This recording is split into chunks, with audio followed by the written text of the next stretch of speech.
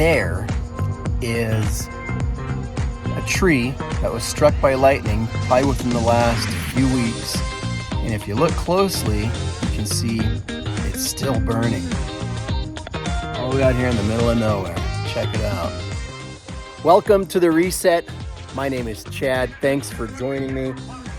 I was watching some of my videos on this channel from about a little over 4 years ago now, and something occurred to me. My style of camping is gradually started to change over the years. So I thought for this trip, real quick, it's a Tuesday afternoon, by the way.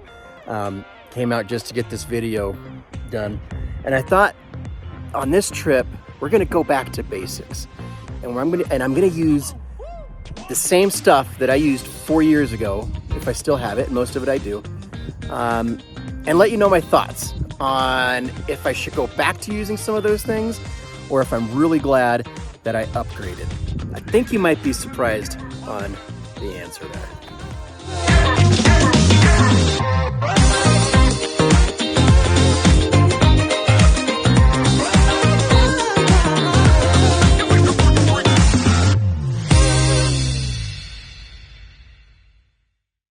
But no Dirt Road Reset throwback video would be complete without, you guessed it, the Napier truck bed tent. There she is. This puppy has seen some use. This bag is probably 6 years old, and it's been on well over 300 camping trips. Everything inside is not original. The tent inside is the second tent I have had. Napier replaced the first one after it finally gave out on me, and no fault of their own. I'd used it for many, many trips. It served me well, but I got a replacement top. And I've replaced the poles once or twice. It's because they're fiberglass, and the more you use them, they have a tendency to break down. Let's see if I remember how to set this up.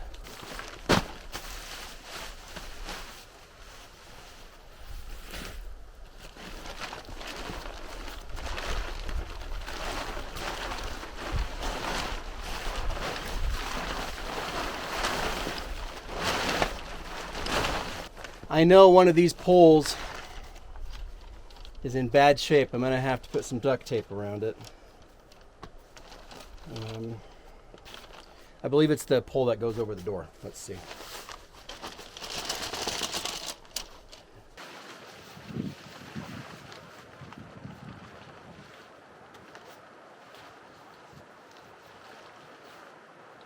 One thing I do remember that was very important was setting this tent up. Set it up on the ground. Pick it up and put it on your truck. A lot of people don't do that. It's so much easier. In fact, if you look at the detailed instructions of this tent, which nobody does, it actually suggests that. Here's where our problem child lies. As you can see, that is split, and pretty good too, like a lot, but it will be okay with a little bit of duct tape.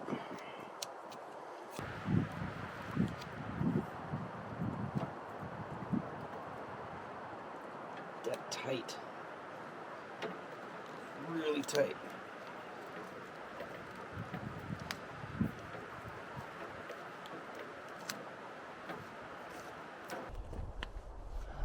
That pole is definitely going to have to get replaced.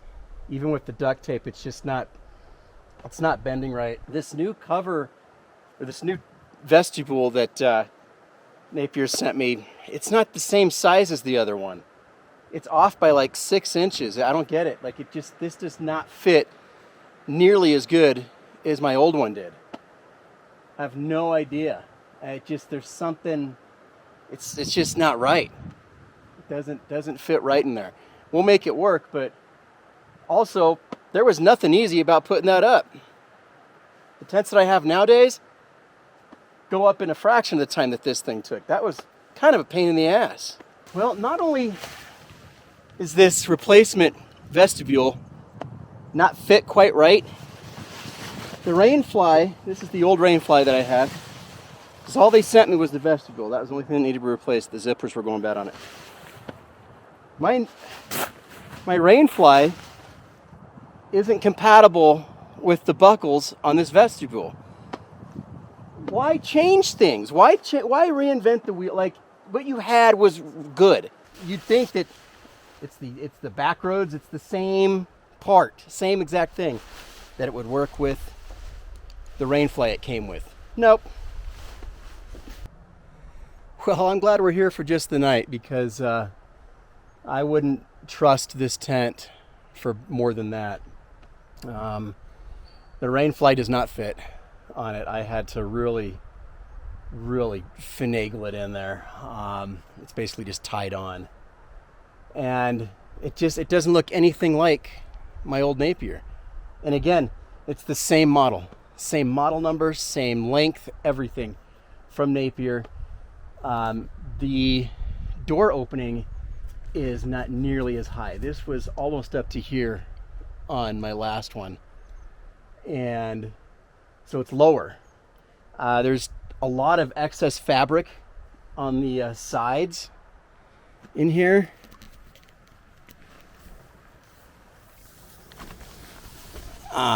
Like this here and that. This was not like that on the last one I had.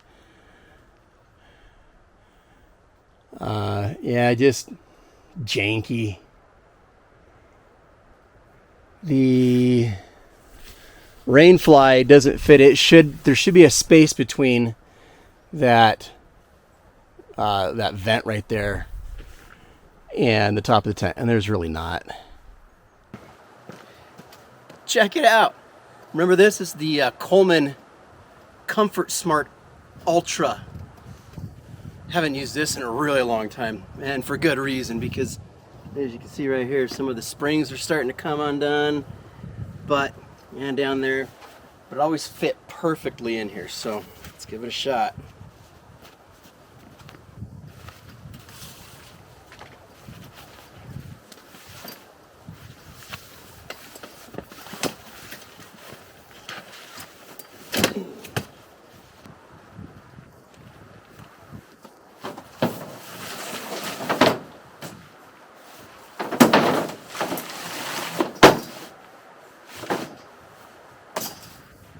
Still fits like a glove.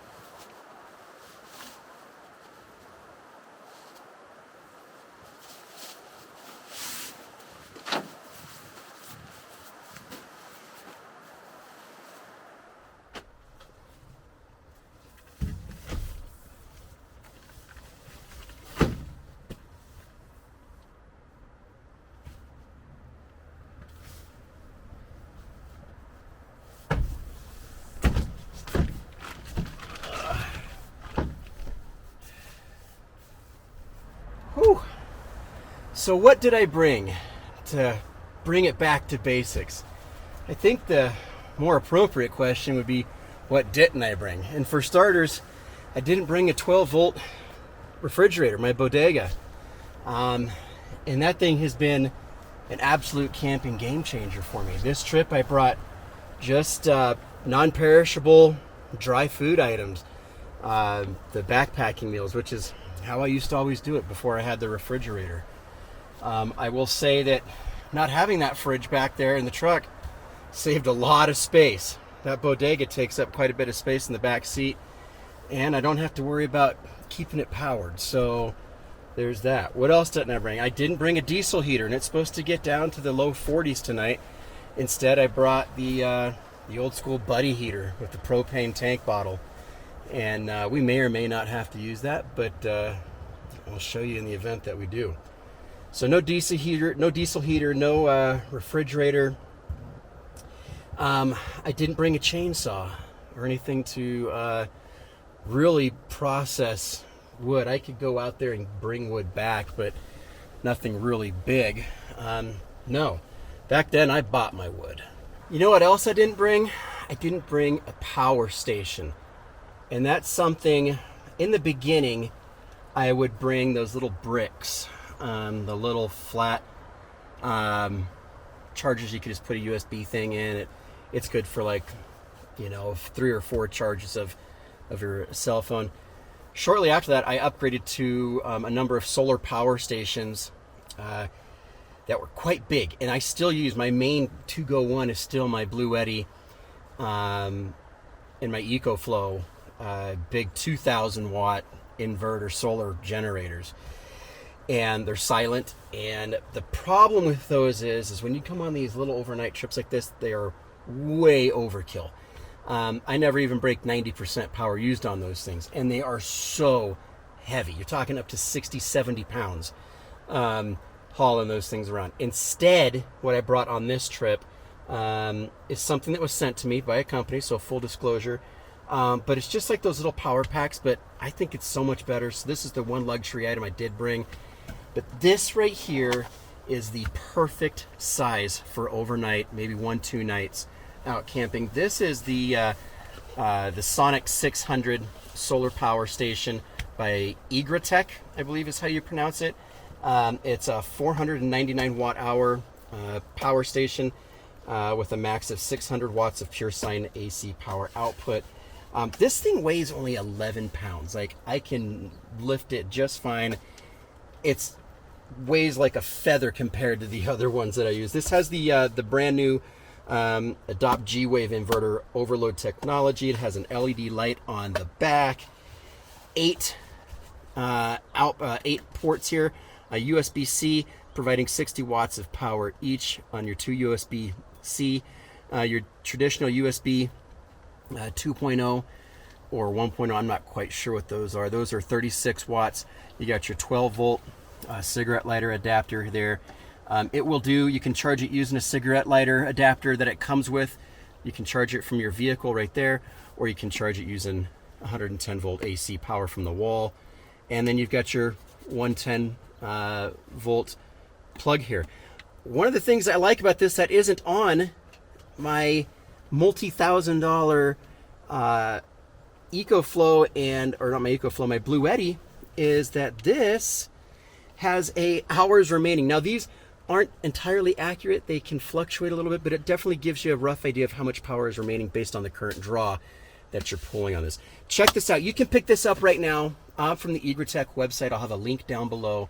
And you can pick this up for, I believe, $379, which is a steal for something with 600 watts, let alone 499 watt hours on it. Solid buy. I highly recommend it. And thanks to Egratech for letting me review this. Now we'll talk about things I don't like about it. The things I don't like about it that I wish that they had provided. I'm outdoors. I'm in the dirt, and I wish that they had provided covers for these ports, especially the USB-C and the USB. They provided one for the 12 volt, but not the AC plug, the inputs, or the outputs here. Those really do need covers for outdoor camping use. Other than that, it's great, and I can overlook that. One of the cool things about this Sonic 600 is it comes with a 24-month warranty. It is a lithium battery with a life cycle of 1,000 uses. It'll charge an iPhone 37 times, an iPad 15 times. Your MacBook, it'll charge it roughly 8 times. A Nintendo Switch 28 times, camera 28 times. The Bodega refrigerator, depending on the wattage, if it's running about 40 watts, which is about what mine does, it'll charge it for 13 hours. Really cool stuff.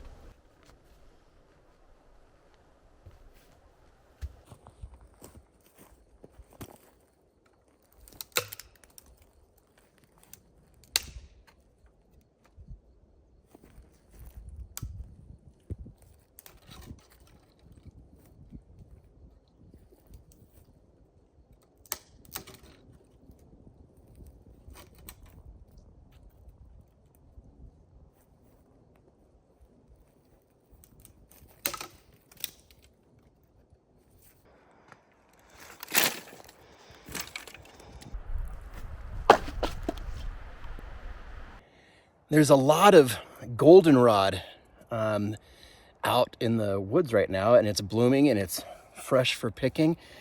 Here's a fine example right here. See if I can focus on that. There we go. It's important that you be able to tell the difference between goldenrod and ragweed. A lot of people get them mixed up. The most surefire way to tell the difference is by looking at the leaves. On the goldenrod leaves, they are not lobed. I will take this and we will make some tea tonight. I'm gonna go see if we can find some mullein or mullein, depending on how you pronounce it, and maybe make some of this and some mullein in a tea tonight.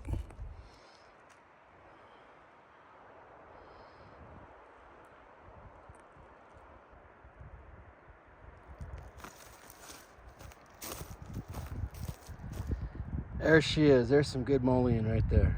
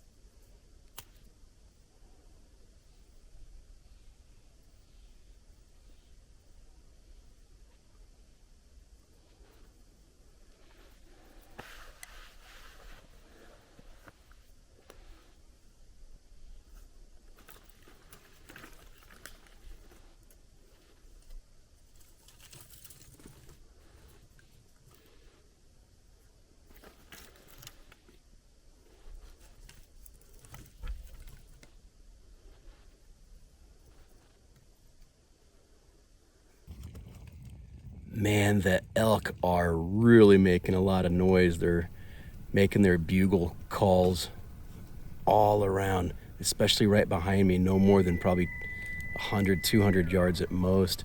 I can't see them, but you hear that? Boy, they're just really going at it.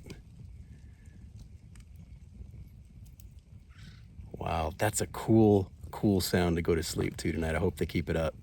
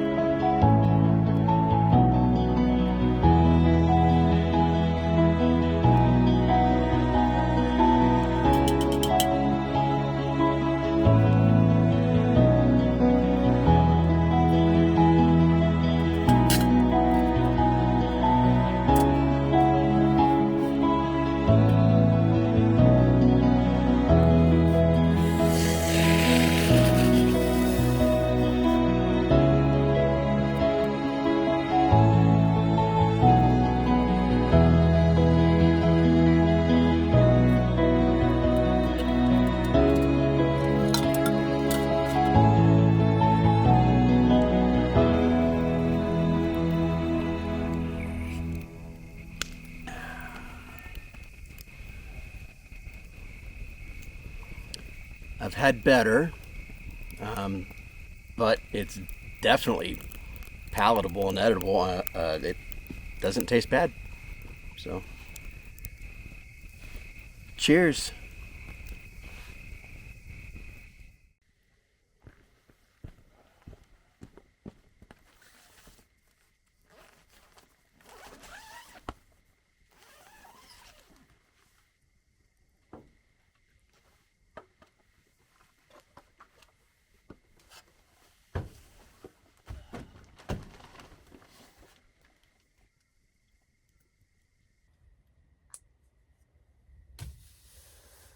Well, it's 9 o'clock, or almost that time, and I'm tired. I am gonna probably read the rest of this book for a little bit and call it a night. We'll see you in the morning.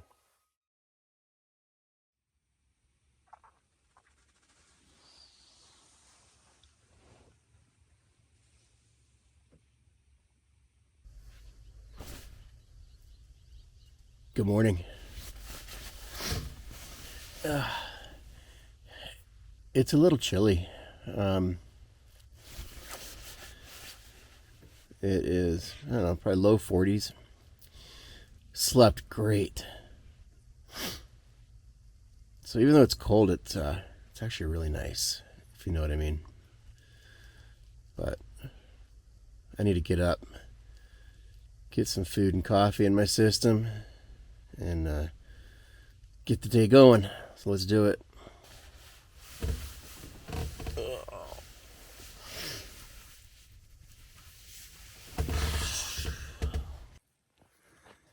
Whew. It is brisk out here. But yeah, slept great. I'm gonna make some oatmeal and we'll do a recap on whether back to basics was a good thing and what I miss and what I don't. But I'm hungry.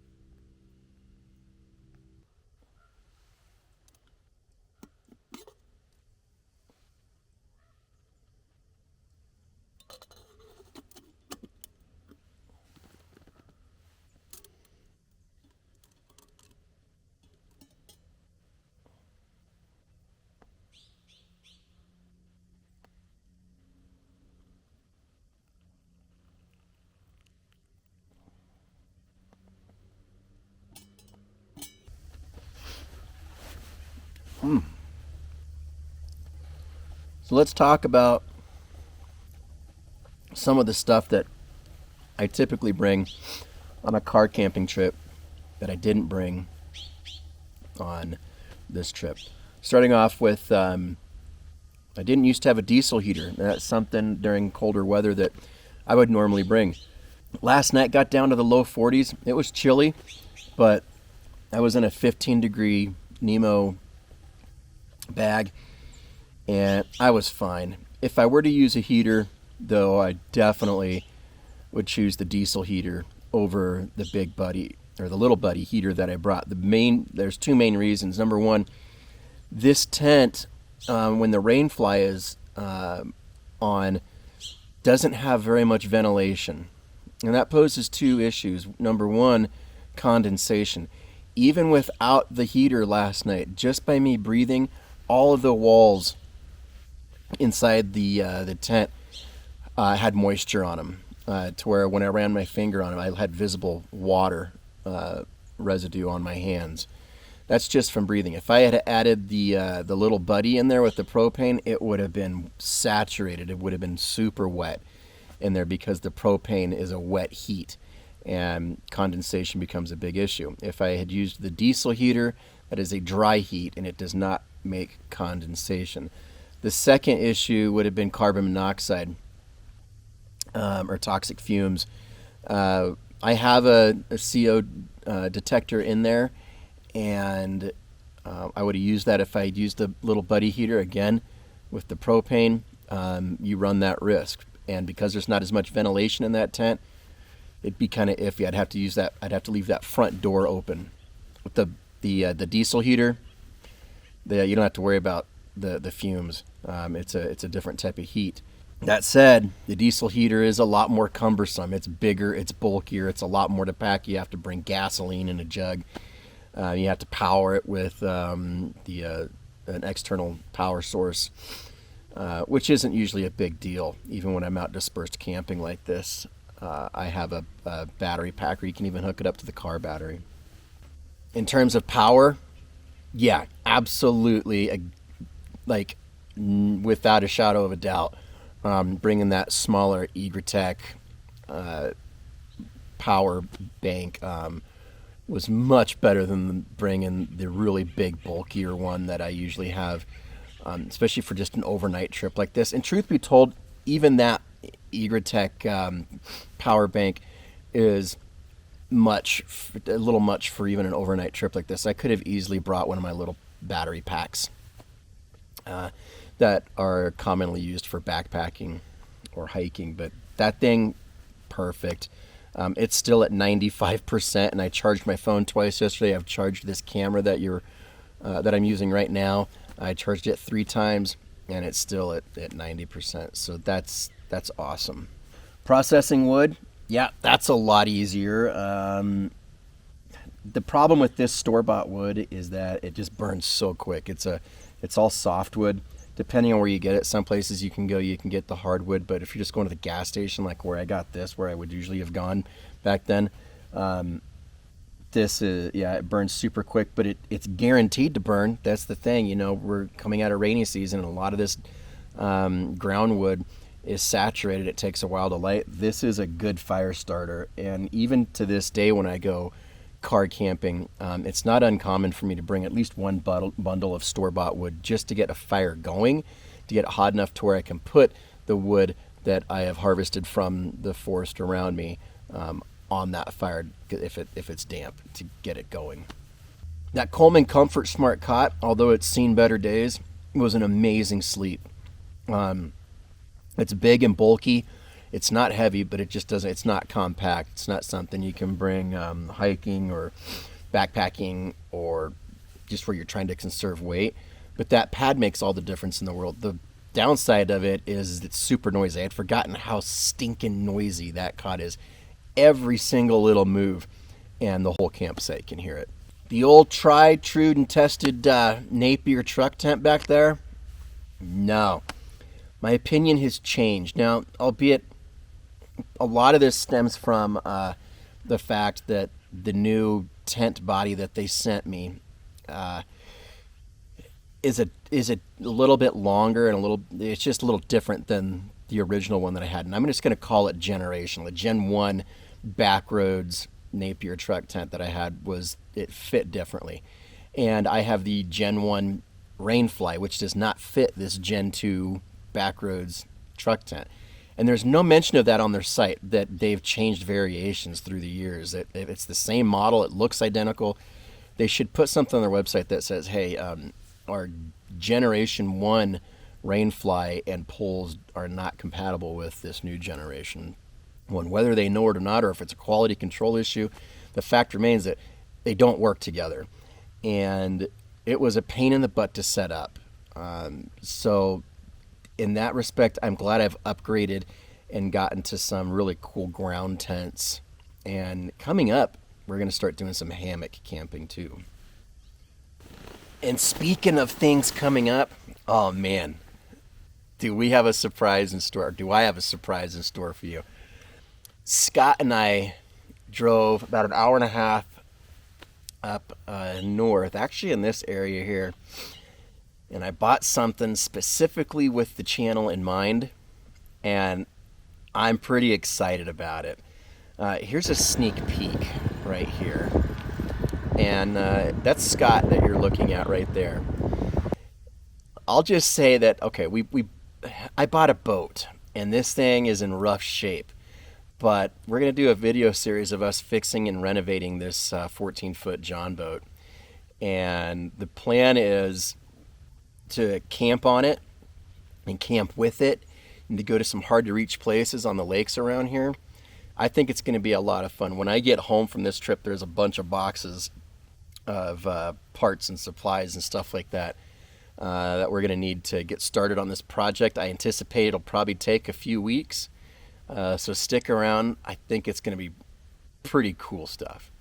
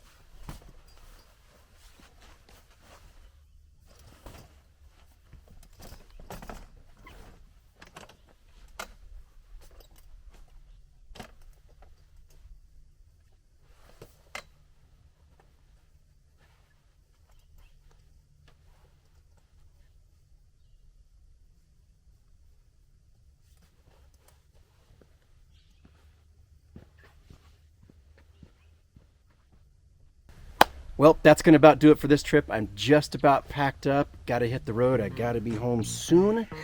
If you like this content, please give me a thumbs up down below or subscribe to the channel. Head over to our Patreon page. Throw me some support over there. Leave a comment down below what you thought. Some things that you used to bring on camping trips that you don't anymore, or stuff that you wish you had known when you first started out camping. I'd love to hear from you.